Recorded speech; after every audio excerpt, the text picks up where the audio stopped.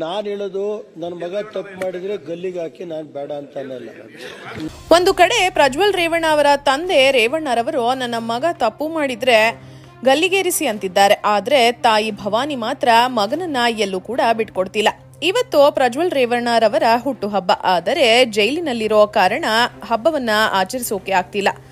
ಆದರೆ ತಾಯಿ ಮಾತ್ರ ಮಗ ಆಚೆ ಬರಲಿ ಎಂದು ಚಾಮುಂಡಿ ಬೆಟ್ಟಕ್ಕೆ ಭೇಟಿ ನೀಡಿದ್ದಾರೆ. ಈ ಸಂದರ್ಭದಲ್ಲಿ ಮಾತನಾಡಿದಾಗ ಇವರ ದುರಹಂಕಾರ ಇನ್ನೂ ಕೂಡ ಕಡಿಮೆ ಆಗಿಲ್ಲ. ಭವಾನಿ ರೇವಣ್ಣ ಮಾಡಿರೋ ಆ ತಪ್ಪಿಗೆ ಇವತ್ತು ಕೂಡ ಮಗ ಜೀವಾವಧಿ ಶಿಕ್ಷೆ ಅನುಭವಿಸುತ್ತಿದ್ದಾರೆ. ಈ ಭವಾನಿ ರೇವಣ್ಣ ಕೂಡ ಸಾಮಾನ್ಯದವರಲ್ಲ. ಸಿಕ್ಕಾಪಟ್ಟೆ ಕಾಂಟ್ರವರ್ಸಿಗಳು ಇವರ ಬೆನ್ನ ಹಿಂದೆ ಇದೆ. ಅಸಲಿಗೆ ಬಡ ಕುಟುಂಬದಿಂದ ಬಂದ ಭವಾನಿ ರೇವಣ್ಣ ದೊಡ್ಡ ಗೌಡ್ರು ಮನೆ ದುಡ್ಡಿನ ಸೊಸೆಯಾಗಿದ್ದು ಹೇಗೆ? ಭವಾನಿ ರೇವಣ್ಣಗೆ ಓರ್ವ ಇಂಜಿನಿಯರ್ ಜೊತೆ ಪ್ರೇಮ ಸಲಾಪ ಇದ್ದಿದ್ದು ನಿಜಾನ? ತಿಳಿದ್ರೆ ನೀವು ಕೂಡ ಶಾಕ್ ಆಗ್ತೀರಾ. ಆ ಸಂಪೂರ್ಣ ವಿವರವನ್ನ ನೋಡುವ ಮುನ್ನ ಇನ್ನು ಪ್ರಜ್ವಲ್ ರೇವಣ್ಣಗೆ ಕೋರ್ಟ್ ನೀಡಿರುವ ತೀರ್ಪು ಸರಿ ಅಂತ ನಿಮ್ಗೂ ಕೂಡ ಅನ್ಸಿದ್ರೆ ಈ ವಿಡಿಯೋವನ್ನ ತಪ್ಪದೆ ಲೈಕ್ ಮಾಡಿ ಸ್ನೇಹಿತರೆ. ಹಾಗೂ ಭವಾನಿ ರೇವಣ್ಣ ಅವರು MLA ಆಗೋಕೆ ಲಾಯಕ್ ಇದ್ದಾರಾ? ಹೌದು ಅನ್ನೋ ಹಾಗಿದ್ರೆ ಎಸ್ ಅಂತ, ಇಲ್ಲ ಅನ್ನೋ ಹಾಗಿದ್ರೆ ನೋ ಅಂತ ಕಮೆಂಟ್ ಮಾಡಿ ನಿಮ್ಮ ಅಭಿಪ್ರಾಯವನ್ನ ತಿಳಿಸಿ. ಸ್ನೇಹಿತರೆ, ಭವಾನಿ ರೇವಣ್ಣ ಅಂತಂದ್ರೆ ಹಾಸನ ಜಿಲ್ಲೆಯಲ್ಲಿ ಬಹಳಷ್ಟು ಜನಕ್ಕೆ ಗೊತ್ತಿತ್ತು ಇವರ ಒಂದು ದರ್ಪ, ದುರಹಂಕಾರ, ಇವರು ಹೇಗೆ ಮೆರೀತಾ ಇದ್ರು ಅನ್ನೋದು. ಆದ್ರೆ ಆ 1.5 ಕೋಟಿ ರೂಪಾಯಿನ ಒಂದು ಕಾರ್ಗೆ ಬೈಕ್ ಡಿಕ್ಕಿ ಹೊಡೆದಾಗ ಇವರು ನಡೆದುಕೊಂಡಂತಹ ರೀತಿಯನ್ನ ನೋಡಿ ಇಡೀ ಕರ್ನಾಟಕದ ಜನತೆನೆ ಮತ್ತು ಇಡೀ ದೇಶದ ಜನತೆಗೇನೆ ಗೊತ್ತಾಯ್ತು ಇವರು ಎಷ್ಟು ದುರಹಂಕಾರಿ ಅಂತ. ಅಲ್ಪನಿಗೆ ಐಶ್ವರ್ಯ ಬಂದ್ರೆ ಅರ್ಧರಾತ್ರಿಯಲ್ಲಿ ಕೊಡೆ ಹಿಡಿದ್ರು ಅನ್ನುವ ಗಾದೆ ಇವರ ಮಾತಿನಲ್ಲಿ ಸತ್ಯ ಆಗೋಯ್ತು ಅಂತ ಬಹಳಷ್ಟು ಜನ ಮಾತನಾಡ್ಕೊಂಡ ಒಂದು ಟೈಮ್ ಅದು. ಸೊ ಭವಾನಿ ರೇವಣ್ಣ ಅವರು ಒಂದು ಸಾಮಾನ್ಯ ಕುಟುಂಬದಲ್ಲಿ ಜನಿಸಿದಂಥವರು. ಇಂತಹವರು ಹೇಗೆ ದೊಡ್ಡ ಮಟ್ಟಿಗೆ ಇರುವಂತಹ ದೇವೇಗೌಡರ ದೊಡ್ಡ ಒಂದು ಫ್ಯಾಮಿಲಿಗೆ ಬಂದು ಸೇರ್ಕೊಂಡ್ರು, ಹೇಗೆ ಸೊಸೆಯಾದ್ರು ಅಂತ ನೋಡೋಣ ಬನ್ನಿ. ಇನ್ನು ಭವಾನಿ ರೇವಣ್ಣ ಅವರು ಮೈಸೂರಿನ KR ನಗರದ ಸಾಲಿಗ್ರಾಮದಲ್ಲಿ ಜನಿಸಿದ್ರು. ಇವರ ತಂದೆಯ ಹೆಸರು ಶಿವಣ್ಣ ಅಂತ. ಆವಾಗ ಅವರನ್ನ ಭೇಟಿ ಮಾಡಿ ಎರಡೂ ಕುಟುಂಬಗಳು ಮಾತನಾಡಿ ಭವಾನಿ ರೇವಣ್ಣ ಅವರನ್ನ 1985ರಲ್ಲಿ ರೇವಣ್ಣ ಅವರಿಗೆ ಕೊಟ್ಟು ಮದುವೆಯನ್ನ ಮಾಡ್ತಾರೆ ಮತ್ತು ಅವರ ಮನೆ ಸೊಸೆಯಾಗಿ ಸ್ವೀಕರಿಸ್ತಾರೆ. ಇನ್ನು ಮೊದಲು ರೇವಣ್ಣ ಅವರ ಫ್ಯಾಮಿಲಿಗೆ ಬಂದ ಈ ಭವಾನಿ ರೇವಣ್ಣ ಅವರು ಮದುವೆ ಆದ ಹೊಸರಲ್ಲಿ ಬಹಳ ಸೈಲೆಂಟ್ ಆಗಿ ಒಳ್ಳೆಯ ಒಂದು ಸೊಸೆಯಾಗಿ ಜೀವನವನ್ನ ನಡೆಸ್ತಾ ಇರ್ತಾರೆ. ಎಲ್ಲರ ಮನೇಲೂ ಯಾವ ರೀತಿ ಇರ್ತಾರೋ ಆ ರೀತಿ ಇರ್ತಾರೆ. ಆದ್ರೆ ಹೋಗ್ತಾ ಹೋಗ್ತಾ ಅವರಿಗೆ ಇವೆಲ್ಲ ಒಂದು ರಾಜಕೀಯ ಬೆಳವಣಿಗೆಗಳನ್ನ ನೋಡ್ತಾ ಇರಬೇಕಾದ್ರೆ ತಮ್ಮ ಮಾವನವರದು ಮತ್ತು ಅವರ ರೇವಣ್ಣ ಅವರ ಅಣ್ಣ ಆದ ಕುಮಾರಸ್ವಾಮಿ ಅವರದು ಈ ರೀತಿ ಎಲ್ಲವನ್ನ ನೋಡ್ತಾ ಅವ್ರಿಗೂ ಕೂಡ ಆಸೆ ಉಟ್ಕೊಳ್ಳುತ್ತೆ. ಅವರು ಕೂಡ ಇದ್ರ ಬಗ್ಗೆ ಆಸಕ್ತಿನ ತೋರಿಸೋದಕ್ಕೆ ಇಷ್ಟಪಡ್ತಾರೆ. ಆಗ 1994ರಲ್ಲಿ ರೇವಣ್ಣ ಅವರು ಶಾಸಕರಾಗಿರ್ತಾರೆ. ಇನ್ನು ಅವಾಗ ಪ್ರಜ್ವಲ್ ರೇವಣ್ಣ ಹುಟ್ಟಿ 4 ವರ್ಷ ಕಳೆದಿರುತ್ತೆ.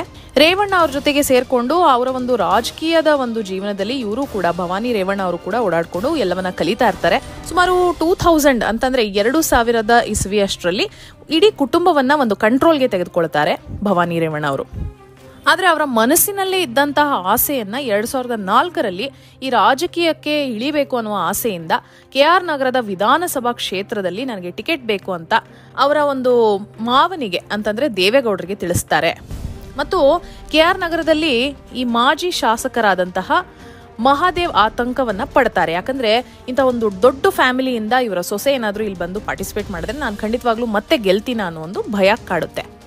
ಆದರೂ ಕೂಡ ದೇವೇಗೌಡರು ಯಾವುದೇ ರೀತಿಯ ಹೆಣ್ಣು ಮಕ್ಕಳು ನಮ್ಮ ಒಂದು ಫ್ಯಾಮಿಲಿಯಲ್ಲಿ ಈ ಒಂದು ರಾಜಕೀಯಕ್ಕೆ ಬರ್ಕೂಡುದು ಅಂತ ಹೇಳಿ ಟಿಕೆಟ್ ಅನ್ನ ಕೊಡೋದನ್ನ ನಿರಾಕರಿಸ್ತಾರೆ. ಆಗ ಭವಾನಿ ರೇವಣ್ಣ ಅವ್ರಿಗೆ ಬೇಜಾರಾಗುತ್ತೆ. ಇನ್ನು 1999ರಲ್ಲಿ ರೇವಣ್ಣ ಅವರು ಸೋತೋಗ್ಬಿಡ್ತಾರೆ. ಅವರ ಪರ ಕೆಲಸ ಮಾಡಿಕೊಂಡು ಭವಾನಿ ರೇವಣ್ಣ ಅವರು ಆದಷ್ಟು ಜನರನ್ನ ಗುರುತಿಸ್ಕೋತಾರೆ, ಮತ್ತೆ ಎಲ್ಲರ ಹತ್ರ ಮಾತಾಡ್ತಾರೆ, ಎಲ್ಲರ ಜೊತೆ ಬೆರೀತಾರೆ.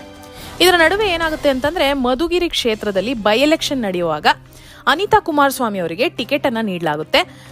ಆಗ ಭವಾನಿ ರೇವಣ್ಣ ಅವರಿಗೆ ಬಹಳ ಕೋಪ ಬರುತ್ತೆ, ಮತ್ತೆ ಜಗಳ ಶುರು ಮಾಡ್ತಾರೆ. ಕುಟುಂಬದಲ್ಲಿ ಕಲಹ ಉಂಟಾಗುತ್ತೆ. ಹೇಗೆ ನನ್ನನ್ನ ಮಾತ್ರ ನೀವು ಒಬ್ಬ ಸೊಸೆ ಅಥವಾ ಒಬ್ಬ ಹೆಣ್ಣು ಮಗಳು ನಮ್ಮ ಕುಟುಂಬದಿಂದ ಒಂದು ರಾಜಕೀಯಕ್ಕೆ ಕಾಲಿಡಬಾರ್ದು ಅಂತ ಹೇಳಿ ಆ ಒಂದು ಸೊಸೆಗೆ ಅಂದ್ರೆ ಕುಮಾರಸ್ವಾಮಿ ಅವರ ಹೆಂಡತಿಗೆ ಮಾತ್ರ ನೀವು ಹೇಗೆ ಟಿಕೆಟ್ ಅನ್ನ ಕೊಟ್ರಿ ಅಂತ ಬಹಳ ಕುಟುಂಬದಲ್ಲಿ ಕಲಹ ಉಂಟಾಗುತ್ತೆ.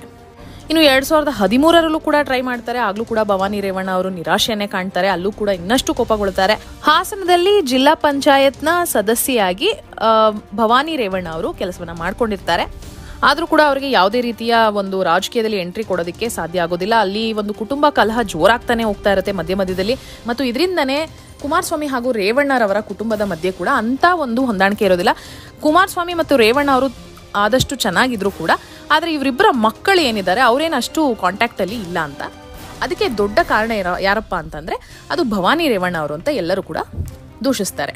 ಇನ್ನು ಇದೆಲ್ಲ ನಡೀತಾ ಇರುವಾಗ ದೇವೇಗೌಡರು ಏನು ಮಾಡ್ತಾರೆ ಅಂದರೆ ತಮ್ಮ ಸ್ಥಾನವನ್ನೇ ಬಿಟ್ಕೊಡ್ತಾರೆ. ಅಂದರೆ ಹಾಸನ ಜಿಲ್ಲೆಯಲ್ಲಿ ಪ್ರಜ್ವಲ್ ರೇವಣ್ಣಗೆ, ಯಾಕಂದರೆ ಭವಾನಿ ರೇವಣ್ಣಗೆ ಸಮಾಧಾನ ಆಗಲಿ. ಇನ್ನು 2023ರಲ್ಲಿ ಹಾಸನದಲ್ಲಿ ಹೇಗೆ ಪ್ರಜ್ವಲ್ ರೇವಣ್ಣ ಅವರು ಈ ಒಂದು ಜಯಬೇರಿಯನ್ನು ಬಾರಿಸಿ ಹೇಗೆ ಹಾಸನವನ್ನು ಕಂಟ್ರೋಲ್ಗೆ ತಗೋತಾರೆ ಇದೆಲ್ಲ ನಿಮ್ಗೆ ಗೊತ್ತಿರೋ ವಿಷಯನೇ. ಅಲ್ಲೂ ಕೂಡ ಕುಟುಂಬ ಕಲಹಗಳು ತುಂಬಾ ಜೋರಾಗ್ತಾನೆ ಹೋಗ್ತಾ ಇರುತ್ತೆ. ಮಧ್ಯದಲ್ಲಿ ಟಿಕೆಟ್ ಸಿಗೋದಿಲ್ಲ ಭವಾನಿ ರೇವಣ್ಣ ಅವ್ರಿಗೆ. ಆದರೂ ಕೂಡ ಮಗನಿಗೆ ಸಿಕ್ತಲ್ಲ ಅಂತ ಒಂದು ಸಮಾಧಾನದಿಂದ ಇರ್ತಾರೆ. ಇದಷ್ಟೇ ಅಲ್ಲದೆ ಪ್ರಜ್ವಲ್ ರೇವಣ್ಣ ಹಾಗೂ ರೇವಣ್ಣ ಅವರು ಒಂದು ಹಾದಿಯನ್ನು ತಪ್ಪೋದಿಕ್ಕೆ ಕೂಡ ಭವಾನಿ ರೇವಣ್ಣ ಅವರೇ ಒಂದು ದೊಡ್ಡ ಕಾರಣ ಅಂತ ಎಲ್ಲರೂ ಹೇಳ್ತಾರೆ. ಇನ್ನು ಇವರ ಆಸ್ತಿ ವಿಚಾರಕ್ಕೆ ಬರೋದಾದ್ರೆ ಇವರಿಗೆ ಟೋಟಲ್ ರೇವಣ್ಣ ಅವರಿಗೆ 80 ಕೋಟಿ ಆಸ್ತಿ ಇದೆ. ಅದರಲ್ಲಿ ಬಹುತೇಕ ಆಸ್ತಿ ಬಂದು ಭವಾನಿ ರೇವಣ್ಣ ಅವರ ಹೆಸರಿನಲ್ಲೇ ಇದೆ. ಅವರೇ ಆಗರ್ಭ ಶ್ರೀಮಂತರು ರೇವಣ್ಣ ಕಂಪೇರ್ ಮಾಡಿದ್ರೆ. ರೇವಣ್ಣ ಅವರ ಹೆಸರಿನಲ್ಲಿ ಕೇವಲ 33 ಕೋಟಿಯಷ್ಟು ಆಸ್ತಿ ಮಾತ್ರ ಇರುತ್ತೆ. ಇನ್ನು ಮಿಕ್ಕಿದೆಲ್ಲ ಭವಾನಿ ರೇವಣ್ಣ ಅವರು ಅವರ ಹೆಸರಿನಲ್ಲೇ ಘೋಷಿಸಿಕೊಂಡಿರ್ತಾರೆ. ಅವರು ಹೇಳೋ ಹಾಗೆ 3 kg ಚಿನ್ನ, 25 ಕ್ಯಾರೆಟ್ನ ವಜ್ರಾಭರಣ ಮತ್ತು 46 kg ಬೆಳ್ಳಿಯನ್ನು ತೋರಿಸ್ಕೊಂಡಿರ್ತಾರೆ. ಹಾಗೆ 2021-22ರಲ್ಲಿ ಇವರ ಆದಾಯ ಬಂದು 1,20,00,000 ರೂಪಾಯಿ ಒಂದು ವರ್ಷಕ್ಕೆ ಅಂತ ತೋರಿಸ್ಕೊಂಡಿರ್ತಾರೆ. ಇಷ್ಟೆಲ್ಲ ಇದ್ರೂ ಕೂಡ ಇದರ ನಡುವೆ ಅವರ ಹೆಸರಿನಲ್ಲಿ ಒಂದು ಕಾರ್ ಕೂಡ ಇರೋದಿಲ್ಲ ಅಂತ ಕೂಡ ಅವರು ತೋರಿಸ್ಕೊಂಡಿರ್ತಾರೆ. ಇದೆಷ್ಟು ನಿಜಾನೂ ಸುಳ್ಳು ಅಂತ ನಿಮಗೆ ಗೊತ್ತಿರುತ್ತೆ. ಇನ್ನು ಕಾರಿಗೆ ಇವರ ಒಂದು 1.5 ಕೋಟಿ ರೂಪಾಯಿ ಬೆಲೆ ಬಾಳುವ ಒಂದು ಕಾರಿಗೆ ಬೈಕ್ ಡಿಕ್ಕಿ ಹೊಡೆದಾಗ ಇವರ ಒಂದು ಮುಖವಾಡ ಬಯಲಾಗಿ ಹೋಗುತ್ತೆ. ಇಡೀ ಪ್ರಪಂಚವೇ ನೋಡೋ ಹಾಗೆ ಇವರು ಹೇಗೆ ವರ್ತಿಸ್ತಾರೆ, ಜನರ ಮಧ್ಯೆ ಹೇಗೆ ವರ್ತಿಸ್ತಾರೆ, ಒಬ್ಬ ಸಾಮಾನ್ಯ ಜನತೆಗೆ ಎಷ್ಟು ಮರ್ಯಾದೆ ಕೊಟ್ಟಿದ್ರು, ಯಾವ ರೀತಿ ಅವಾಚ್ಯ ಪದಗಳನ್ನು ಬಳಸಿದ್ರು ಅಂತ ಎಲ್ಲರೂ ನೀವೆಲ್ಲ ನೋಡಿರೋ ಅಂಥ ವಿಷಯನೇ. ಈ ದರ್ಪದ ನಡುವೆ ಇಡೀ ದೇಶವೇ ಇವರ ಕುಟುಂಬದ ಕಡೆ ತಿರುಗಿ ನೋಡುವ ಒಂದು ಸಂಗತಿ ನಡೆಯುತ್ತೆ. ಅದೇ ಪ್ರಜ್ವಲ್ ರೇವಣ್ಣ ಅವರ ಪೆನ್ಡ್ರೈವ್ ಪ್ರಕರಣ. ಇನ್ನು ರೇವಣ್ಣ ಮತ್ತು ಪ್ರಜ್ವಲ್ ರೇವಣ್ಣ ಮೇಲೆ ಇರುವ ಆರೋಪ ಅದಷ್ಟೇ ಅಲ್ಲದೆ ಸಂತ್ರಸ್ತೆ ಒಬ್ಬಳ ಕಿಡ್ನ್ಯಾಪ್ ಮಾಡೋದಕ್ಕೆ ಭವಾನಿ ರೇವಣ್ಣ ಅವರ ಕೈವಾಡನೇ ಇತ್ತು ಅಂತ ಹೇಳಿ SIT ನೋಟಿಸ್ನ ಕೂಡ ಕೊಡುತ್ತೆ. ಆಗ ನಿರೀಕ್ಷಣಾ ಜಾಮೀನನ್ನು ಕೂಡ ಪಡಿತಾರೆ ಭವಾನಿ ರೇವಣ್ಣ ಅವರು. ಇದಷ್ಟೇ ಅಲ್ಲದೆ ಹಾಸನದ ಮಾಜಿ ಶಾಸಕರಾದ ಪ್ರೀತಮ್ ಗೌಡರವರು ಗಂಭೀರ ಆರೋಪವನ್ನು ಮಾಡಿದ್ದಾರೆ. ಅದು ಕೂಡ ಹೆಚ್ಚಾಗಿ ಭವಾನಿ ರೇವಣ್ಣ ಅವರ ಮೇಲೆ ಅತಿ ಹೆಚ್ಚು ಆರೋಪವನ್ನು ಮಾಡಿದ್ದಾರೆ. ಹಾಗೂ ಅವ್ರು ಹೇಳೋ ಪ್ರಕಾರ ಅಮ್ಮ ಮತ್ತು ಮಗನಿಗೆ ಅಂದರೆ ಪ್ರಜ್ವಲ್ ರೇವಣ್ಣಗೂ ಮತ್ತು ಅವ್ರ ಅಮ್ಮನಿಗೆ ರಾತ್ರಿ ಆಯ್ತಂದ್ರೆ ಅವ್ರಿಗೆ ಎಣ್ಣೆ ಬೇಕೇ ಬೇಕು, ಅವರು ಮದ್ಯಪಾನ ಮಾಡ್ತಾರೆ ಮತ್ತು ಅವ್ರಿಗೆ ಅವರ ಒಂದು ಕಂಟ್ರೋಲೇ ಇರೋದಿಲ್ಲ ಮೈಂಡು, ತುಂಬಾ ಕೆಟ್ಟ ಪದಗಳನ್ನು ಉಪಯೋಗಿಸ್ತಾರೆ, ತುಂಬಾ ದರ್ಪ ದುರಹಂಕಾರದಿಂದ ಮೆರೀತಾರೆ ಅಂತ ಅವರು ಆರೋಪವನ್ನು ಮಾಡಿದ್ದಾರೆ. ಅಷ್ಟೇ ಅಲ್ಲದೆ ಪ್ರಜ್ವಲ್ ರೇವಣ್ಣ ಅವರ ಮಾಜಿ ಡ್ರೈವರ್ ಒಬ್ಬರ ಮೇಲೆ ಬೇನಾಮಿ ಆಸ್ತಿಗಳನ್ನ ಮಾಡಿರ್ತಾರಂತೆ. ಆಗ ಅವರು ವಾಪಸ್ ಕೊಡೋದಕ್ಕೆ ನಿರಾಕರಿಸಿದಾಗ ದೌರ್ಜನ್ಯ ಎಸಗ್ತಾರಂತೆ ಭವಾನಿ ರೇವಣ್ಣ ಜೊತೆಗೆ ಅವರ ಮಗ ಪ್ರಜ್ವಲ್ ರೇವಣ್ಣ. ಅದರಲ್ಲಿ ಜಾಸ್ತಿ ಭವಾನಿ ರೇವಣ್ಣ ಅವರು ಏನ್ ಮಾಡಿದ್ದಾರೆ ಅಂದ್ರೆ ಆ ಒಂದು ಡ್ರೈವರ್ನ ಹೆಂಡತಿ ಗರ್ಭಿಣಿ ಆಗಿದ್ರು ಕೂಡ ನೋಡದೆ ಅವರನ್ನ ಕಾಲಿಂದ ಒದ್ದಿದ್ರಂತೆ. ಈ ಒಂದು ಆರೋಪ ಕೂಡ ಅವರ ಮೇಲಿದೆ. ಇನ್ನು ಇತ್ತೀಚೆಗೆ ನೀವು ನೋಡಿದ ಹಾಗೆ ಆಗಸ್ಟ್ನಲ್ಲಿ ನ್ಯಾಯಾಲಯ ಒಂದು ತೀರ್ಪನ್ನು ಕೊಟ್ಟಿದೆ. ಪ್ರಜ್ವಲ್ ರೇವಣ್ಣ ಅವರ ಮೇಲೆ ಜೀವಾವಧಿ ಶಿಕ್ಷೆಯನ್ನು ವಿಧಿಸಿದೆ. ಇನ್ನು ಭವಾನಿ ರೇವಣ್ಣ ಅವರು ಇದನ್ನ ಕೇಳಿದ ಹಾಗೆ ಕುಗ್ಗಿ ಹೋಗಿದ್ದಾರೆ ಮತ್ತು ತುಂಬಾ ಪಶ್ಚಾತ್ತಾಪ ಪಡ್ತಿದ್ದಾರೆ ಅಂತ ಕೂಡ ಎಲ್ಲ ಕಡೆ ಕೇಳಿ ಬರ್ತಾ ಇದೆ. ಆದರೆ ಒಂದು ಕಾಲದಲ್ಲಿ ಹಾಸನ ಜಿಲ್ಲೆಯ ಸೂಪರ್ ಪವರ್ ಭವಾನಿ ರೇವಣ್ಣ ಅಂತ ಹೆಸರುವಾಸಿಯಾಗಿರ್ತಾರೆ. ಹಂಗೆ ದುರಹಂಕಾರದಿಂದ ಮೆರೆದಿರ್ತಾರೆ.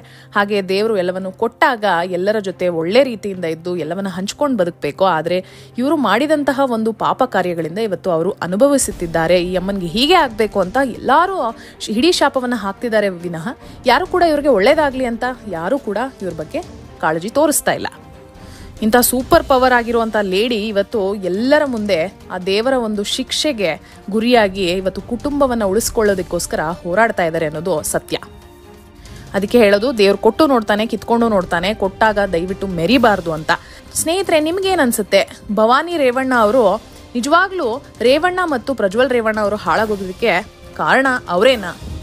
ಮತ್ತು ದೇವೇಗೌಡರ ಒಂದು ಕುಟುಂಬದ ಕಲಹಕ್ಕೆ ದೊಡ್ಡ ಕ್ವಶನ್ ಮಾರ್ಕ್ ಆಗಿದ್ದು, ದೊಡ್ಡ ಕಾರಣಕರ್ತೆ ಆಗಿದ್ದು ಭವಾನಿ ರೇವಣ್ಣ ಅವರು ನಿಜಾನ? ನಿಮ್ಮ ಅಭಿಪ್ರಾಯ ಮತ್ತು ಅನಿಸಿಕೆಗಳನ್ನು ದಯವಿಟ್ಟು ಕಮೆಂಟ್ ಬಾಕ್ಸ್ನಲ್ಲಿ ತಿಳಿಸಿ. ಹಾಗೆ ಈ ವಿಡಿಯೋವನ್ನು ತಪ್ಪದೇ ಎಲ್ಲರಿಗೂ ಶೇರ್ ಮಾಡಿ. ಧನ್ಯವಾದಗಳು.